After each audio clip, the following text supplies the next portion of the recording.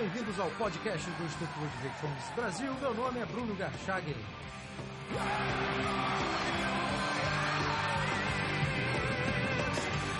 Hoje eu converso com Winston Ling, mestre em economia e empreendedor.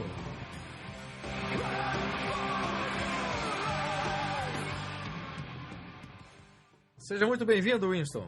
Obrigado, Bruno. Já faz tempo que você havia me convidado, mas infelizmente morando na China e viajando para cá e para lá e também ocupado com os projetos aí, eu não pude, mas agora dessa vez coincidiu, né? E então vamos lá. Bom, agradeço a sua disponibilidade e aceitação do nosso convite. Bom, eu queria começar, Winston, perguntando, você tem uma longa trajetória no estudo, defesa e divulgação das ideias da liberdade no Brasil e participou da criação do Instituto Liberal do Rio Grande do Sul e também, acredito, do IEE. E eu queria começar esse podcast do início da sua trajetória. Na verdade, eu queria perguntar como é que começa a sua história nas ideias da liberdade, qual foi o seu primeiro contato, qual foi o primeiro livro que você leu? Bom, meu primeiro contato foi porque eu fui estudar na Universidade de Chicago, né? Então lá eu realmente estudei bastante. Depois, quando eu voltei para o Brasil em 1980, não tinha nenhum movimento naquela época. Naquela época haviam alguns empresários liberais nas associações comerciais, principalmente, e que tinham bastante visibilidade nos jornais, né, e faziam declarações a favor da livre iniciativa, etc. e tal. Também havia um publicitário, que eu não me lembro o nome, mas ele tinha ele era uma pessoa só que fazia um movimento nacional pela livre iniciativa. Então, uma vez por mês, ele publicava uma página inteira com coisas sobre livre iniciativa, né? E também tinha o Henri Maxud, na revista Visão, né? Eram as coisas que existiam naquela época. Mas não existiam livros, por exemplo, não existia nada. A gente ia procurar numa livraria ou mesmo na biblioteca da universidade, não existia nem um livro sobre liberalismo. E aí o Donald Stewart, quando ele fundou o Instituto Liberal no Rio de Janeiro, ele se propôs a trazer esses livros, a traduzir esses livros e tornar disponíveis em português, né? O Donald também teve uma história interessante, porque ele era um dos maiores empreiteiros do Brasil e ele fazia somente obras para o governo. Ele participou da construção de Brasília, do metrô do Rio e tal, e acabou entrando em dificuldades financeiras porque o governo não pagou. E aí, com isso, ele entrou em dificuldades na empresa dele. E aí foi quando um amigo deu para ele um exemplar do Caminho da Servidão, em inglês. E ele leu o livro e ele entendeu o que estava acontecendo com ele, né? E ele se identificou com a situação dele e começou então a ler outros livros. Aí ele contava que daí ele resolveu ir para a Inglaterra procurar mais desses livros e encontrou numa daquelas livrarias tipo Sebo, né, num bairro lá. A livraria ficava num basement e lá ele encontrou milhares de livros e foi aí que surgiu a ideia dele de fazer o Instituto Liberal no Brasil para tornar esses livros disponíveis em português. E nós lá no Sul, naquela época, se eu não me engano foi 1982, 83, uma coisa assim, nós resolvemos se tornar membros do Instituto Liberal lá do Rio de Janeiro. E lá do Rio Grande do Sul éramos o Grupo Gerdau, o nosso grupo, e o Grupo IOSP naquela época. Três empresas somente. Aí, lá por 1986, o Donald fez uma reunião no Rio de Janeiro e pediu para que todos fossem, nós fomos também, e nessa reunião ele disse, olha, nós já temos uma massa crítica de livros publicados, agora está na hora de fazer o pessoal ler. E então, para isso, vamos então procurar voluntários entre vocês aí, e para que se formem institutos liberais nos diversos estados do Brasil, com o objetivo de promover a divulgação e a leitura desses livros. O Instituto Liberal do Rio continuaria traduzindo e produzindo os livros, e os estaduais, institutos liberais estaduais fariam a divulgação. Então, na hora ali, eu imediatamente me voluntariei para fazer o Instituto Liberal do Rio Grande do Sul. Isso aí foi em 1986, e inclusive, de propósito, eu escolhi a data de 21 de setembro como data oficial da fundação. Ele já estava operando um pouquinho antes, mas eu coloquei dia 21 de setembro porque é a data da Revolução Farroupilha. Como é que você e o seu grupo tiveram acesso ao Donald e a experiência inicial do Instituto Liberal? Como é que se dá esse contato? Aí eu vou ter que perguntar para o meu irmão, o William, porque eu acho que ele que fez o contato. É que eu tinha ido para estudar em Chicago e o William ficou no Brasil, então ele ficou fazendo networking, né? E eu acho que ele que fez os contatos naquela época. Entendi. E você foi para Chicago estudar economia, Winston, foi isso? Fui estudar economia. Inclusive acabei sendo colega do filho do Og Leme, né? Eu nem sabia quem era, né? Depois eu fiquei sabendo do grande Og Leme. E aí quando eu voltei, o meu irmão mais moço, o Wilson, ele foi estudar também em Chicago, mas ele foi estudar o MBA, né? Ele foi muito moço, ele se formou com 19 anos e tirou o MBA com 21. Aí quando ele voltou, meu pai falou assim, vamos achar um lugar pro Wilson aqui nas nossas empresas. E eu disse para ele, não. Os dois filhos mais velhos, eu e o William, já estavam na empresa, então, vamos pegar esse mais moço aí e vamos fazer ele fazer o certo, né? Que é não trabalhar na empresa da família, mas ia trabalhar no mercado.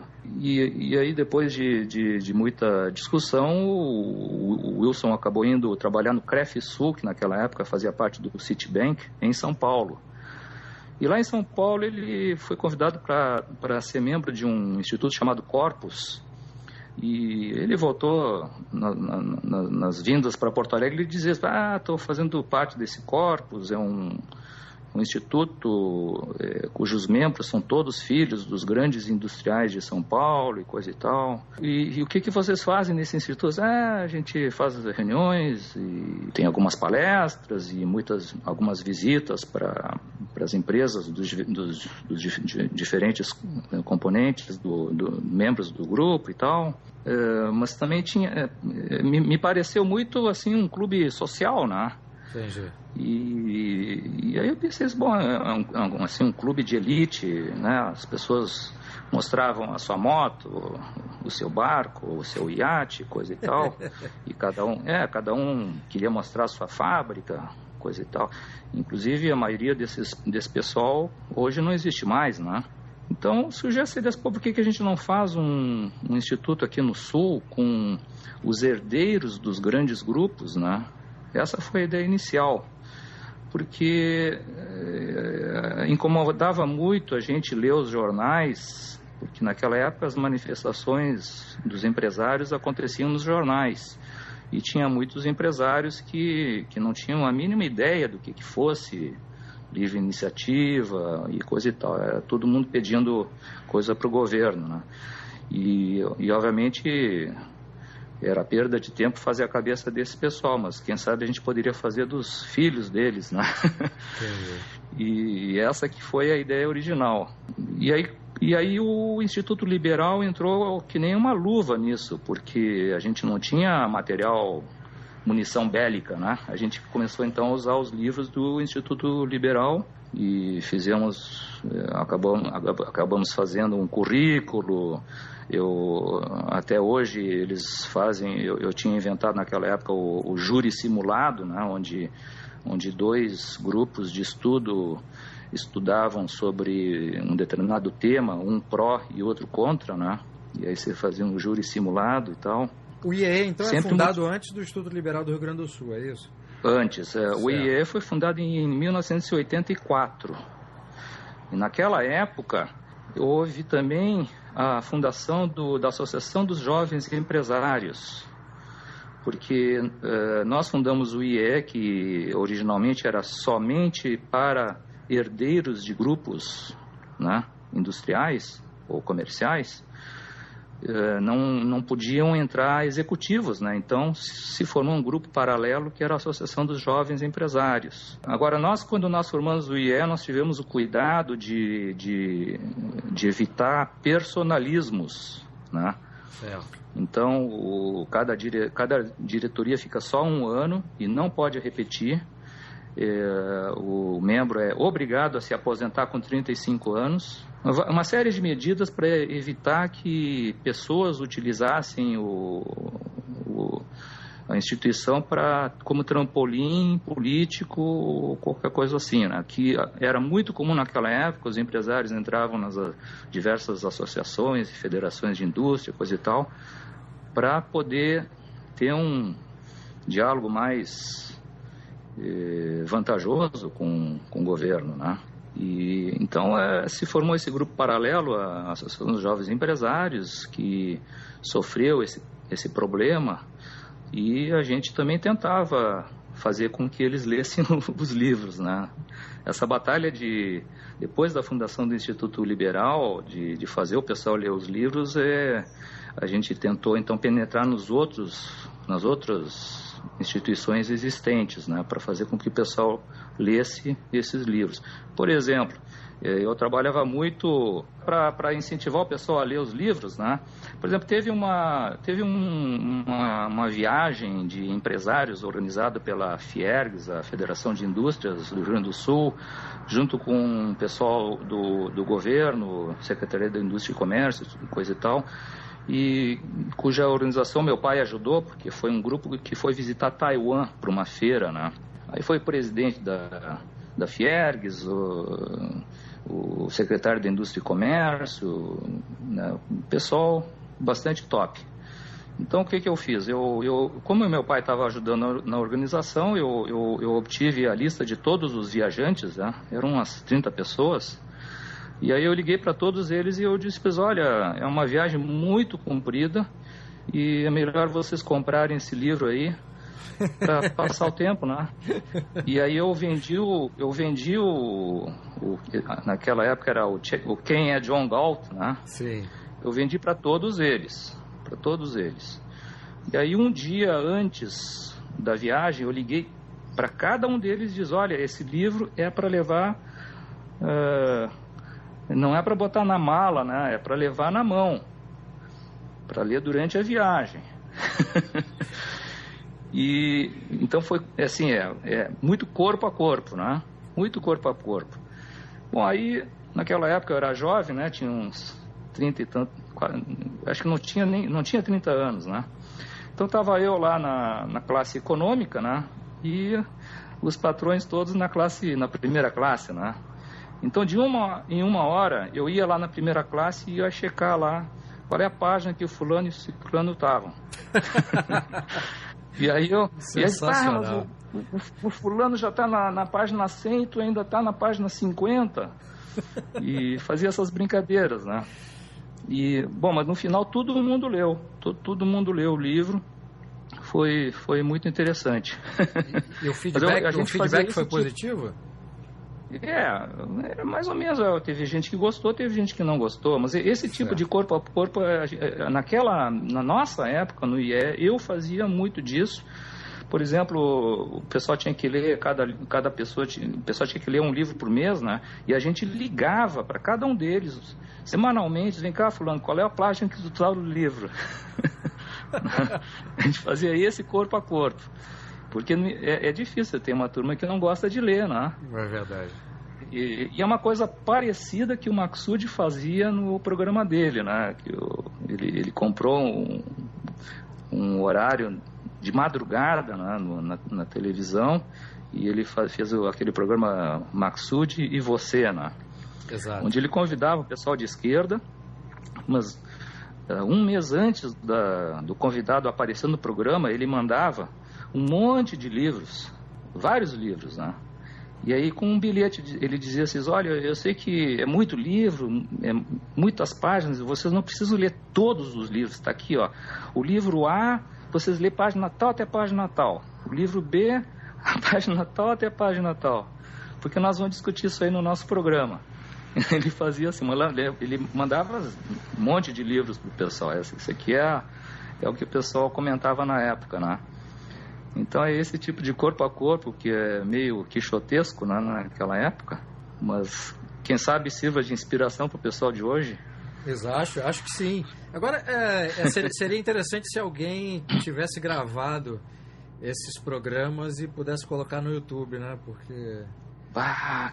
esses programas, eu não sei, de repente, lá na assessoria do Maksud, se eles teriam esses programas gravados, né? Mas eram muito engraçados o programa, porque na verdade é o seguinte, se você nunca assistiu, né, eu já te dou o resumo aqui. O Maksud falava 99% do tempo, o convidado ficava ouvindo. Não havia muito diálogo lá. Era mais ou menos, ele falava o tempo todo, não dava tempo pro convidado. Era o programa dele, então não tinha jeito. Não era propriamente um programa de entrevista, né? Mas ele falava o tempo todo. Caramba. Na década de 80, houve aí uma pequena explosão, digamos assim, de criação de institutos liberais em outros pontos do país, né? Além do Rio de Janeiro, do Rio Grande do Sul, outros lugares foram criados institutos liberais. Na sua perspectiva, quer dizer, uma perspectiva histórica, embora isso tenha acontecido ontem, Winston, quais que você considera serem os principais acertos dos institutos liberais naquela época? Como estratégias, eu não vejo nenhum acerto, praticamente, porque a gente estava... naquela época, o mercado era muito mais fechado do que hoje, né? Por exemplo, teve um ciclo de palestras que eu organizei lá na URGS, né, na Faculdade de Economia, e o auditório estava lotado. Aí quando o palestrante começou a falar, levantou um, levantou outro e foram embora, né? 10 minutos depois, o salão estava vazio. Uau! A esquerda tinha feito de propósito, né? O salão estava vazio, nós falamos com uns 5 gatos pingados lá. Então não tinha muita... As pessoas tinham medo, elas tinham restrições, né? Mesmo as pessoas que concordavam com as ideias tinham medo, ficavam embaraçados, né?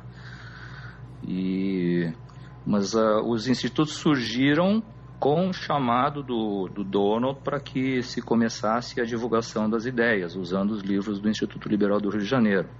Só que aí surgiram o Instituto de Pernambuco, do Ceará, da Bahia, Minas Gerais com o Salim Matar, Brasília,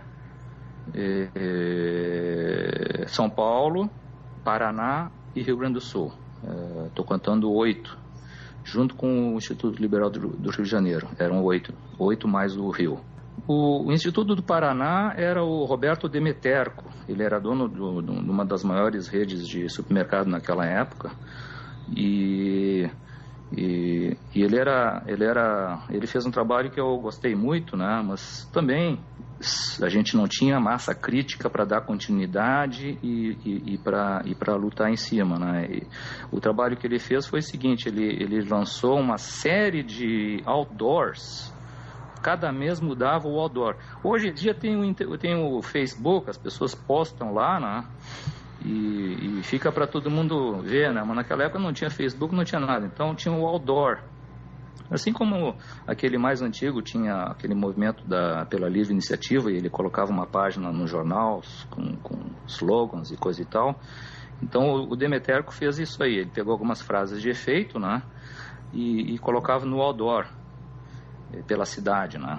Certo. Obviamente isso custa dinheiro e tal, quer dizer, então cada instituto liberal no seu estado fazia arrecadação de doações para fazer cada um dos seus projetos. Então o projeto dele foi esse, muito interessante, só que não teve continuidade por falta de massa crítica, né?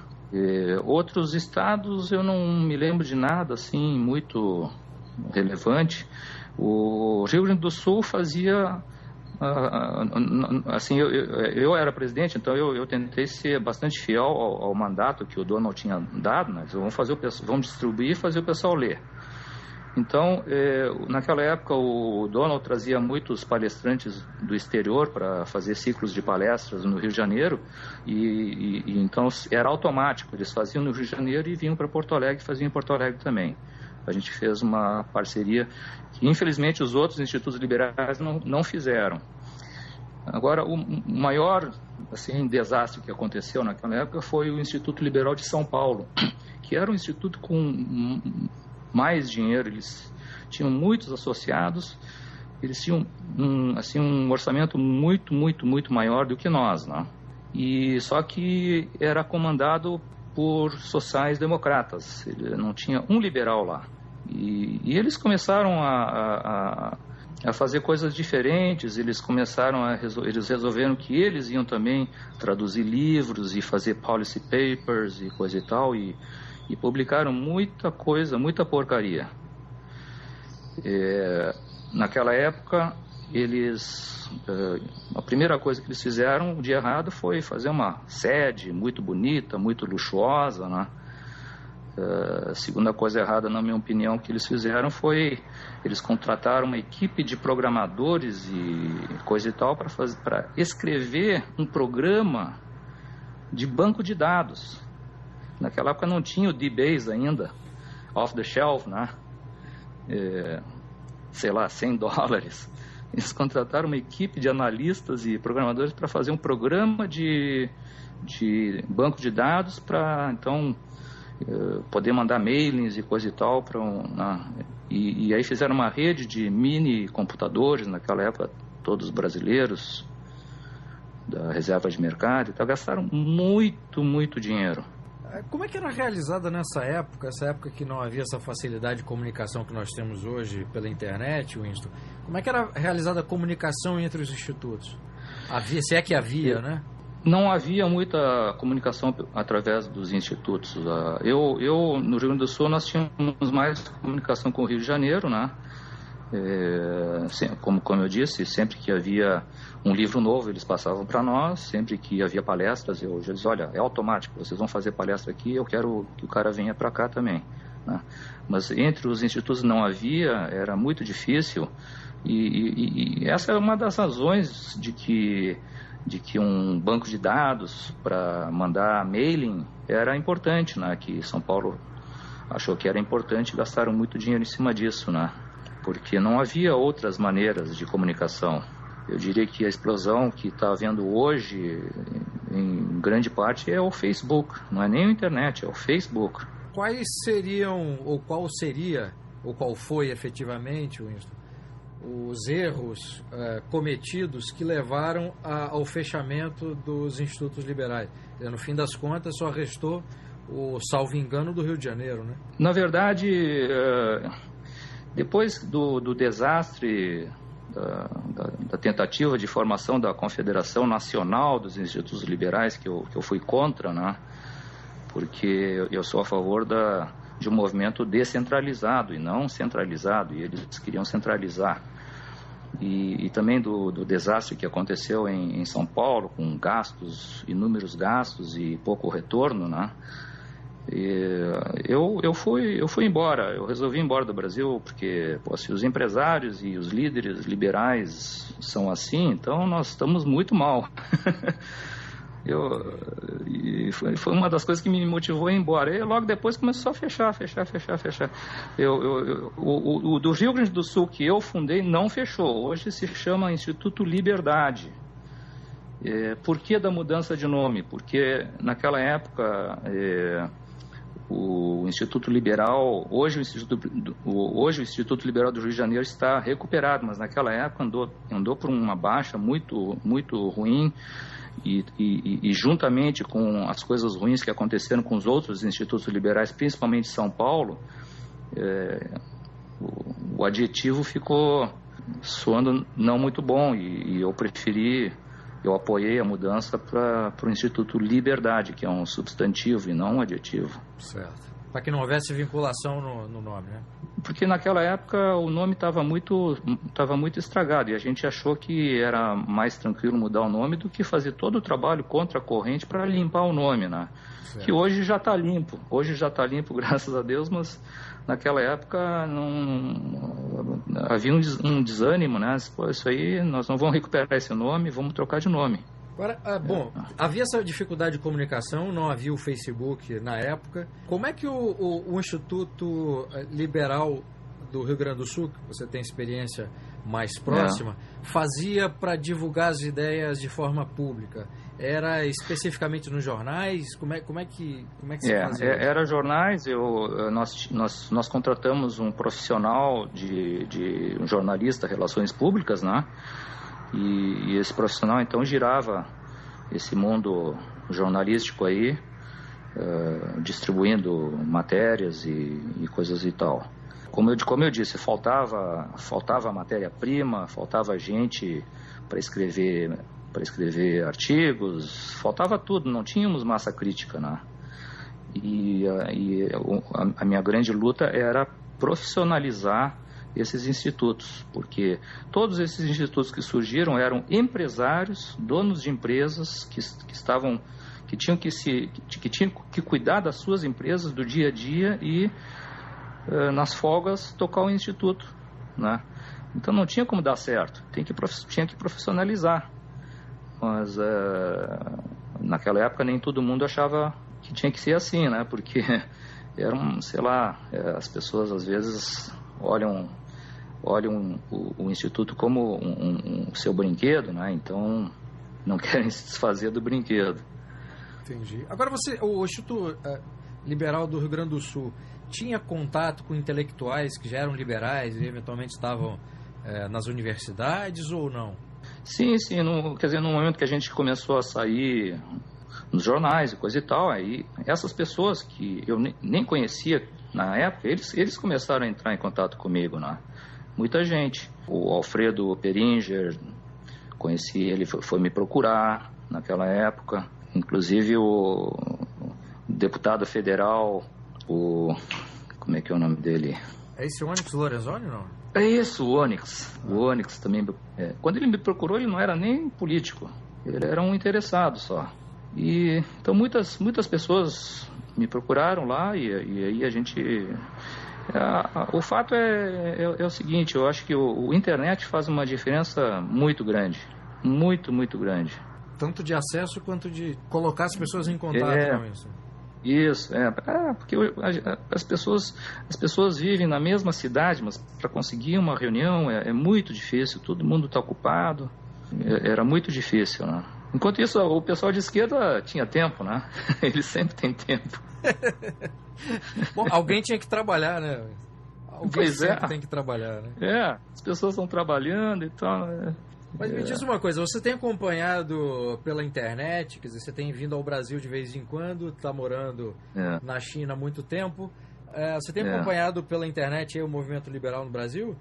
Tenho acompanhado bastante lá na China também, estou acompanhando. Você conseguiria estabelecer um paralelo aí em termos de virtudes e equívocos daquilo que você presenciou nos anos 80 no Brasil com o que está acontecendo agora, e que se isso sirva até de conselho para quem está trabalhando nas ideias da liberdade hoje, Winston? Eu acho que a coisa mais importante é termos munição, né? E o que é munição? Massa crítica e munição. O que é isso? É gente preparada, com leitura, com conceitos, com estudo, né? que saibam realmente argumentar, discutir e dar um checkmate numa discussão, que possam escrever, que possam dar entrevistas, né? Essa massa crítica é a coisa mais importante. E eu acho que está acontecendo. Mas uma coisa que se precisa evitar é o fogo cruzado, fogo amigo, né? A gente tem que procurar ser um pouquinho mais tolerante aí, mas, por exemplo, uma coisa que a gente discutia muito na década de 80, porque a gente trouxe muitos argentinos naquela época. A Argentina tinha vários institutos liberais, tinha inclusive um partido político, o Centro Democrático, do Álvaro Alzogaray, que hoje esse partido eu acho que não existe mais. Era um partido assim 100% liberal na sua programação, né? E tinha o Alberto Benegas Lynch, que ele praticamente fundou uma faculdade de economia, né, liberal. Tinha vários institutos, mas eles brigavam entre si muito, criticavam, eram assim mais inimigos do que com a esquerda, né? Eles brigavam muito entre si. E a gente perguntava, como é que a Argentina, com tantos institutos liberais, e aquilo ali é uma esculhambação, né? E nós no Brasil só tínhamos naquela época o Instituto Liberal e o IE, né? Então a gente tem que aprender com isso. A Argentina, o problema da Argentina era o personalismo dentro da organização. Quer dizer, cada instituto que eles tinham, na verdade não era um instituto, era o fulano de tal. Ele aparecia muito, né? O fulano de tal. Então as pessoas queriam se promover através dos institutos, né? E isso deve ser evitado. Inclusive, quando se fez o IES, se pensou bastante nisso. Se alguém tem que aparecer, são os livros, são as ideias. As pessoas, nós queremos que sejam centenas, milhares. Não pode ser só um aparecendo o tempo todo. É uma coisa parecida que eles estão fazendo na China comunista hoje, né? Tiraram o Mao e hoje é um grupo. Entendi. Bom, falando da China, você está morando aí já há 13 anos, salvo engano, e está com planos de publicar um livro sobre reforma política na China. Livro este de autoria do professor José Ítalo Stelli, que foi um dos fundadores do Instituto Liberal do Rio de Janeiro, foi co-tradutor do Caminho da Servidão do Hayek, que tem uma história bastante bonita na construção do movimento liberal no Brasil aí na década de 70, 80. Quais são os temas abordados nesse livro, Winston? O Stelli, ele também foi tradutor do Law, Legislation and Liberty, Direito, Legislação e Liberdade, né? Isso. A trilogia. Ele foi também tradutor e revisor, editor. Ele, inclusive, causou problemas com os institutos, porque ele é um perfeccionista, né? E ele tem muito grilo em cima dessa coisa de tradução, né? Que as traduções são muito mal feitas. E esse tem sido um grave problema no movimento liberal, porque, inclusive, o primeiro Atlas Shrugged, o Ken Adjong-Gal, tem inúmeros erros muito ruins de tradução, né? E que faz com que a leitura seja difícil e confusa, né? Exato. Então o Stelli ele é quase como se fosse um autor na hora de traduzir, né? O Stelli ele foi uma pessoa que acompanhou muito o Maqsud nesse assunto da demarquia. A demarquia é um conceito muito desenvolvido pelo Hayek, né, no Law, Legislation and Liberty, mas que ninguém no mundo deu continuidade. Eu não entendo por quê.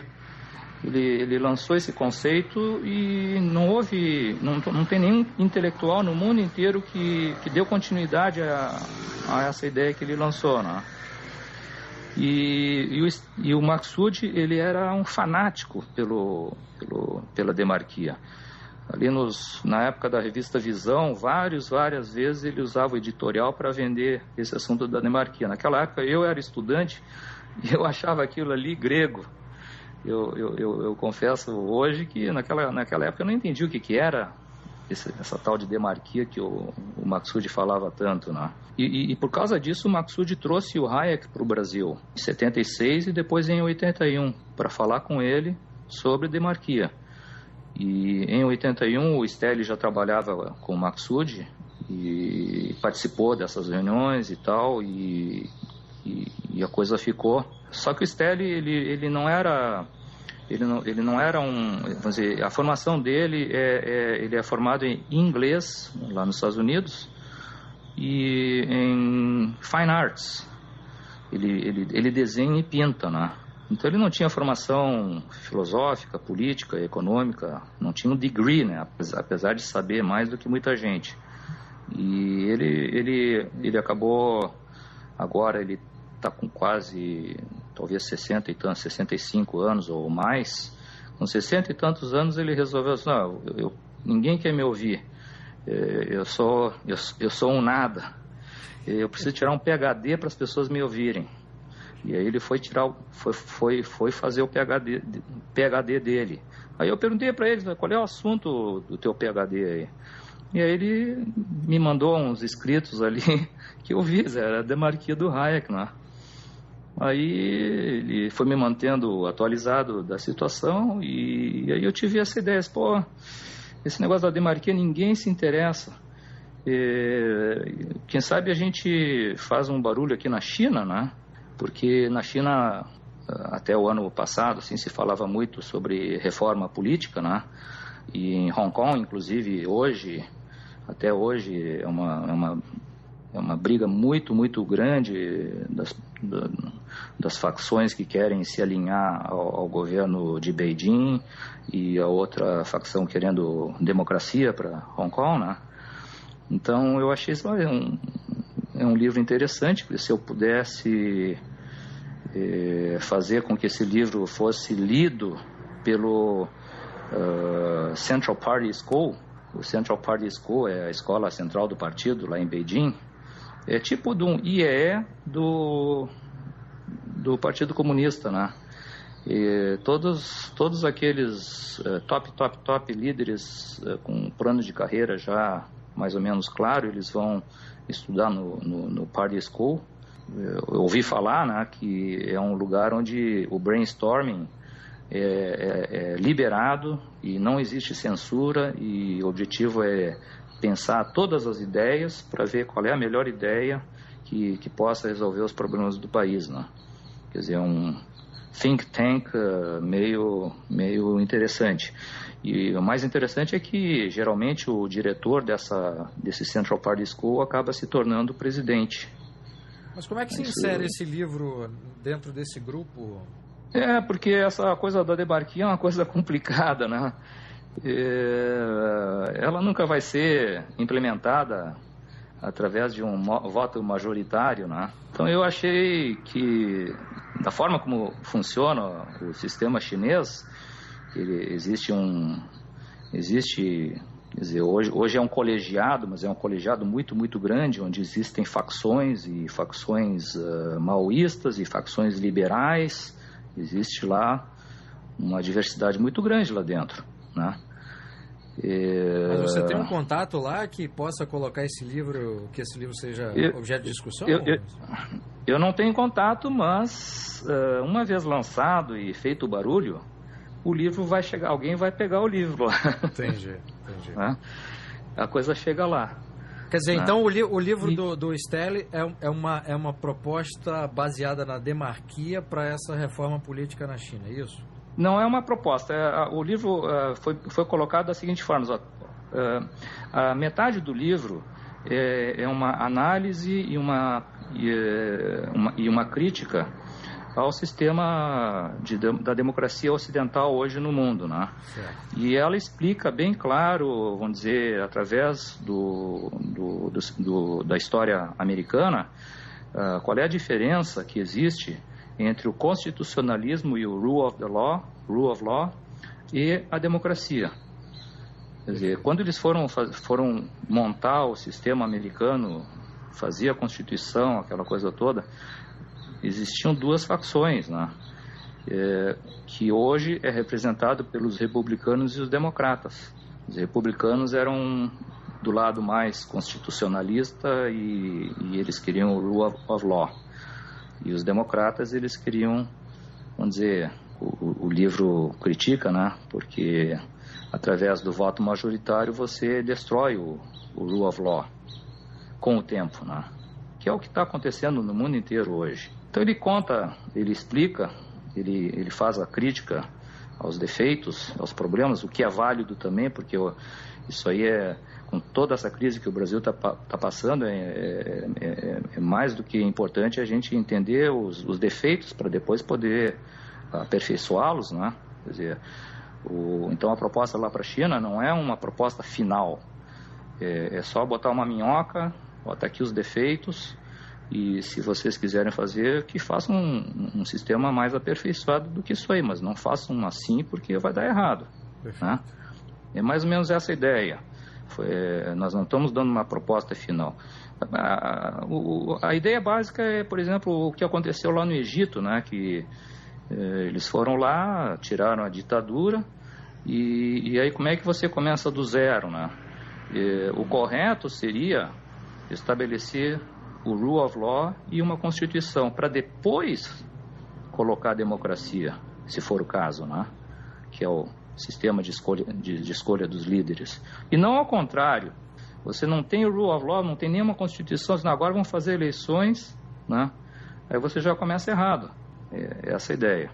E o livro então vai ser publicado em inglês? A ideia é ser publicado em inglês na China? Já tem uma data? Não, vai ser publicado em chinês. Vai ser publicado em chinês. Essa tradução para o chinês aí foi...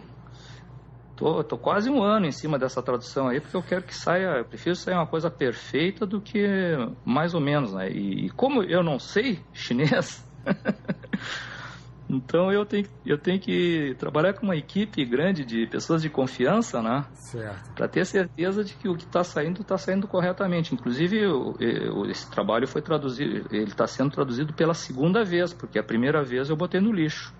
Eu contratei um PhD lá e tal, e o cara não me fez um trabalho bem feito, e aí eu resolvi botar no lixo e contratar um segundo, né? Eu tive algumas experiências em tradução, né? Naquela época no Brasil, quando eu estava no Brasil, nós fizemos o Ateneu Objetivista. O Leônidas, não sei se você conhece, o Leônidas Germanovich, e o André Leuferman. Mas é um grupinho informal, e a gente fez uma vaquinha e nós traduzimos o The Fountainhead, a Nascente. A primeira tradução foi nós que fizemos, que patrocinamos, né?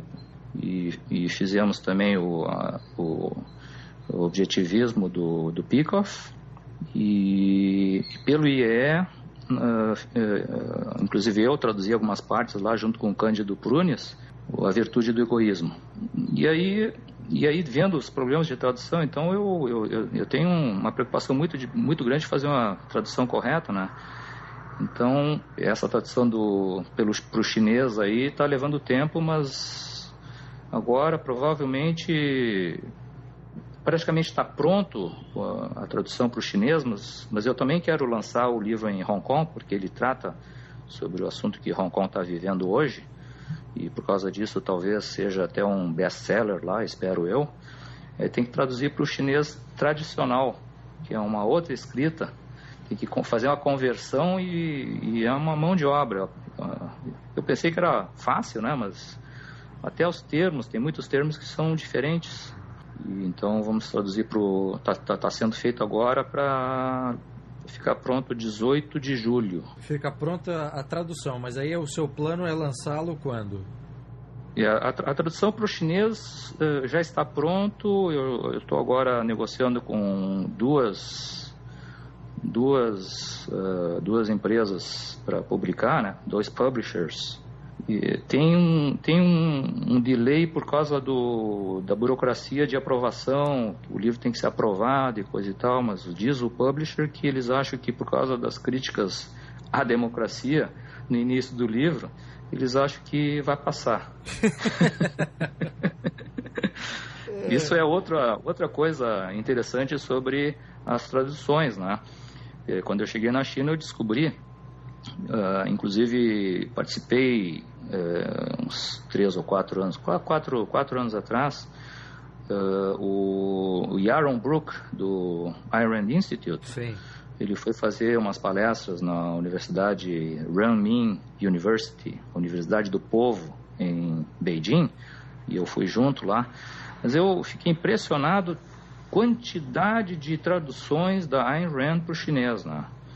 E aí o próprio Yaron me disse, olha, no mundo inteiro, a língua chinesa é o que traduziu mais títulos da Ayn Rand. Praticamente está tudo traduzido para o chinês. E para mim foi uma surpresa. Só que depois eu fui examinar e fiquei desapontado. Porque eu tive essa ideia, quem sabe então vamos fazer um concurso de essays, né, de redações sobre o Fountainhead na China. E aí virei, mexi e todo mundo diz, olha, isso aí não vai funcionar, não, é impossível, não vai funcionar. Mas por que não vai funcionar? As pessoas não conseguem ler esse livro, tá muito difícil. E aí eu fui verificar e realmente, aí eu dei para os meus funcionários na empresa, né, pessoal tudo formado em faculdade, e ninguém conseguia, disse, olha, tá muito difícil, é um nível assim, muito alto, né. E aí que eu aprendi, né, quer dizer, a língua chinesa, ela com 800 caracteres, você mais ou menos consegue ler um jornal, coisa e tal. Agora, para ler um romance, você tem que ter, 2.000, 3.000 caracteres. E para ler um livro da Ayn Rand, de repente tem que conhecer 5.000 caracteres ou mais. Era preciso ter uma tradução mais simples, né? A tradução mais simples não dá para traduzir, né? não dá para, né? Então o governo chinês, eles não são burros, né? Que nem os petistas daqui. Eles relaxaram, deixa o pessoal traduzir, ninguém vai conseguir ler mesmo. Meu Deus. E essa que é a verdade. O pessoal, eles estão traduzindo muito, mas ninguém consegue ler. E eu vi isso exatamente nessa primeira tradução que foi feita, né? Foi feita do jeito deles. Aí eu disse, não, vou fazer do meu jeito, que seria não uma tradução, mas uma versão. Ou seja, o tradutor, ele lê um parágrafo ou uma página, né? E ele reescreve usando os termos e o jeitão do chinês, né? de expressar aquela ideia. Então é uma versão. Tem que simplificar a linguagem, né? Mas foi feito junto com o autor. O Stelly participou, porque sempre que eles tiveram dúvidas e tal, perguntavam para o Stelly esclarecia para pegar corretamente a ideia, né? Mas aí, ao escrever de uma forma assim leve, que seja fácil de ler, né? Porque quando a tradução é mal feita, chega a sair fumaça da tua cabeça, até para o português. Você tem que ler 3 vezes aquilo ali para pegar a coisa, né? Não é uma leitura fluida, né? É verdade. Eu queria uma leitura fluida, que não cansasse, né? Agora vem cá, seu plano então é publicar esse livro na China, em Hong Kong e também no Brasil e eventualmente nos Estados Unidos ou não? O meu objetivo é o Brasil, só que como santo de casa não faz milagre, eu achei que os brasileiros só vão se interessar sobre esse assunto, porque a conjuntura está estourando, né? Mas os brasileiros só vão se interessar quando eles ouvirem falar, os caras do Central Party School lá de Beijing estão lendo esse livro, os americanos estão lendo esse livro. Quem sabe é uma coisa interessante, vamos ler também. Então, a versão em inglês vai ser lançada online nas próximas semanas, porque já está tudo pronto, tudo pronto. Só estou acertando os detalhes finais lá com o PayPal e coisa e tal. O título em inglês já está escolhido? The China Lectures. E já consegui 8 pessoas estão nesse momento escrevendo o book review. Tem aqui o Alex Schaffwen, o Jeffrey Tucker, Christopher Lingle, Tom Palmer, Richard Ebeling, o Ken Scullin e o Yaron Brook. Muito bem. Esses aí já concordaram e estão escrevendo. O Yaron Brook disse que o review dele já está 4.000 palavras. Eu disse, toca a ficha. Se quiser escrever, quanto mais melhor. É um ensaio introdutório. Porque o meu objetivo é criar uma discussão em cima disso, né? Certo. Porque não é possível o Hayek lançar essa ideia e ninguém dar continuidade. Agora, será que o problema conceitual da demarquia que acabou desestimulando uma análise por outros estudiosos é que é uma concepção teórica que na prática seria muito difícil de aplicar? E por outro lado também, você criar teoricamente um modelo de governo liberal seria um pouco contraditório com a própria ideia de liberdade como sendo uma liberdade política, né? Como sendo uma construção espontânea, Winston? Tem esse lado da discussão, né? Mas o caso é que a conjuntura mudou e está mudando e as democracias estão indo à falência, né? Não existe nenhum caso no mundo inteiro de uma democracia que minimize a presença do Estado. Todas as democracias acabam, no longo prazo, com a maximização do tamanho do Estado.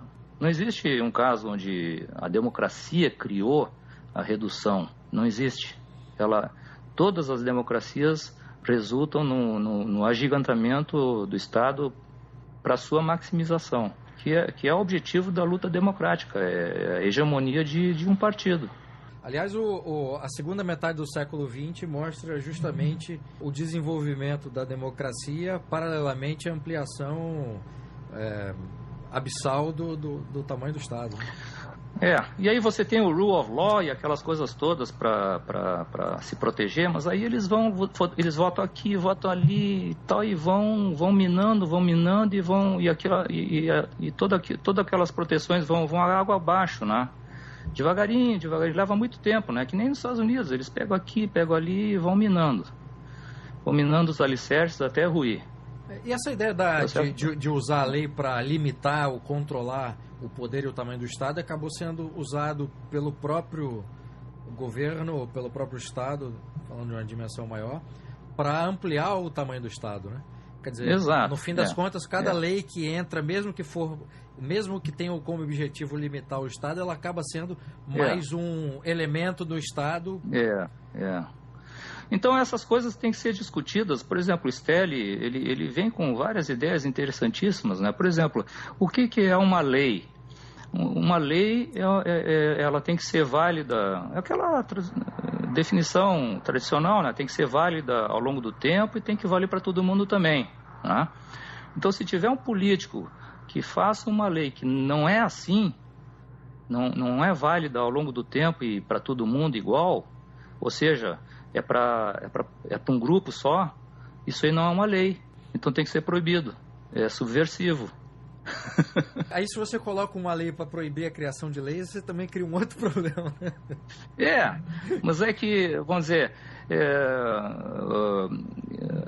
nós vivemos em sociedade, né? O exemplo que eu gosto de dar é o condomínio do teu edifício, né? Você mora no edifício, tem, vamos dizer, mais 50 moradores, né?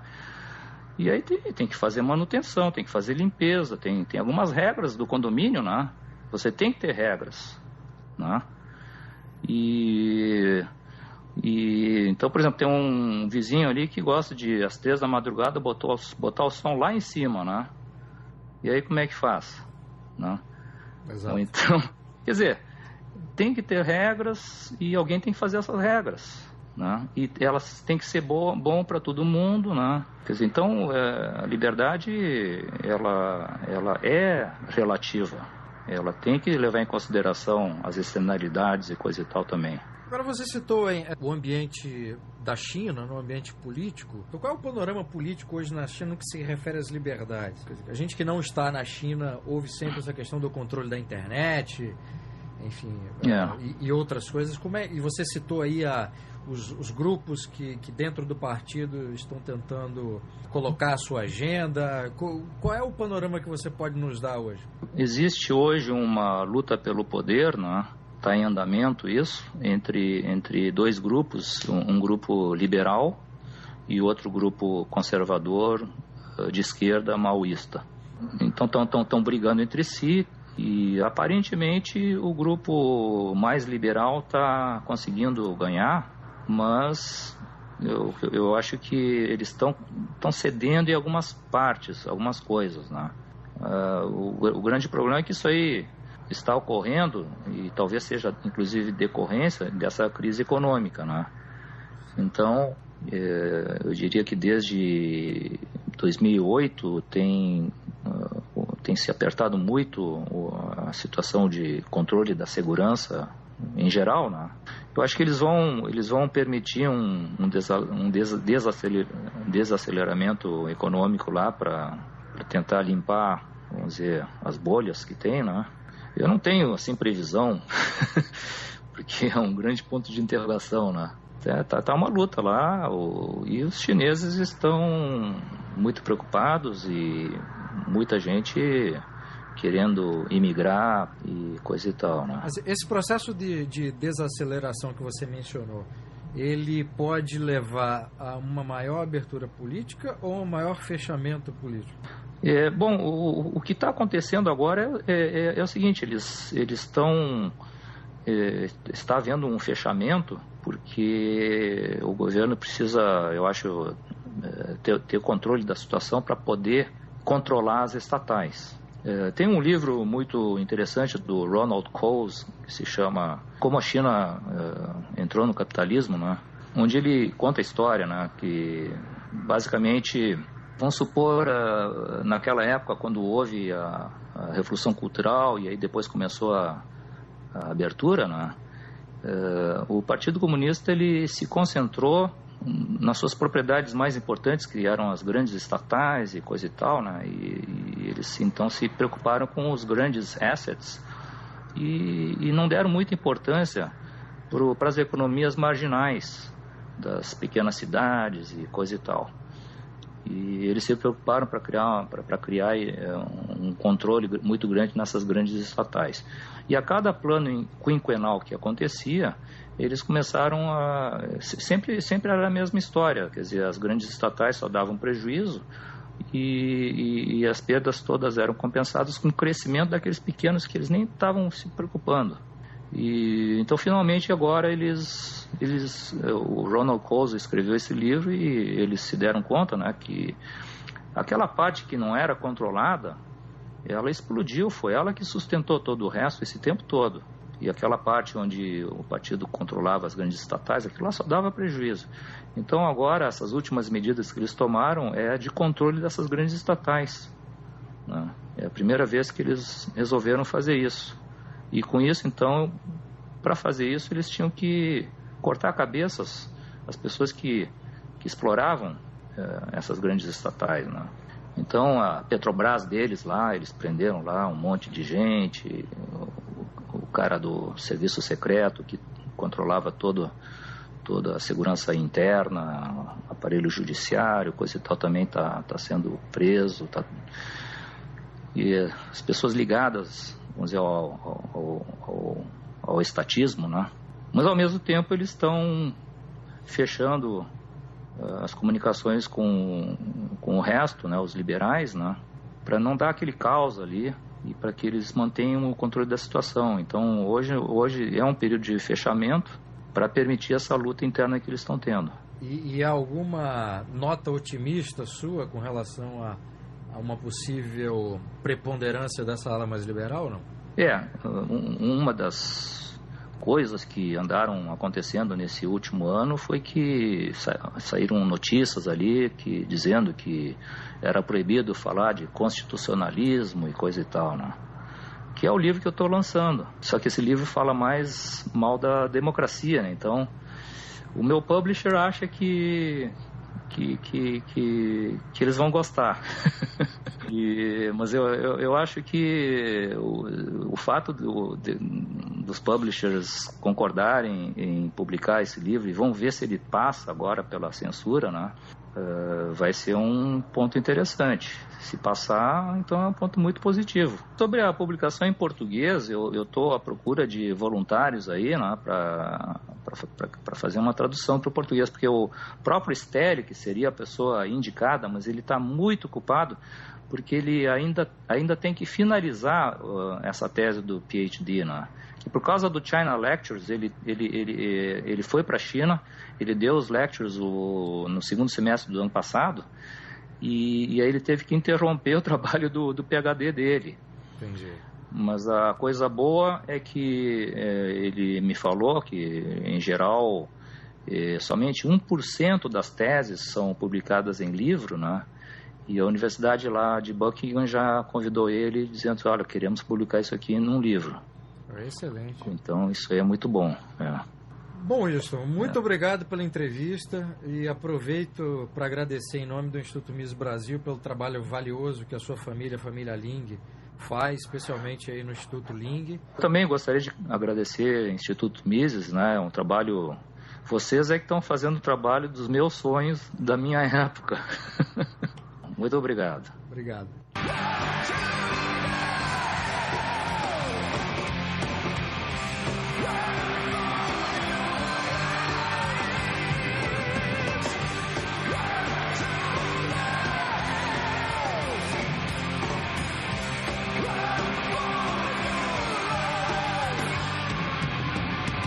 Este foi o podcast do Instituto Ludwig von Mises Brasil. Meu nome é Bruno Garchagen.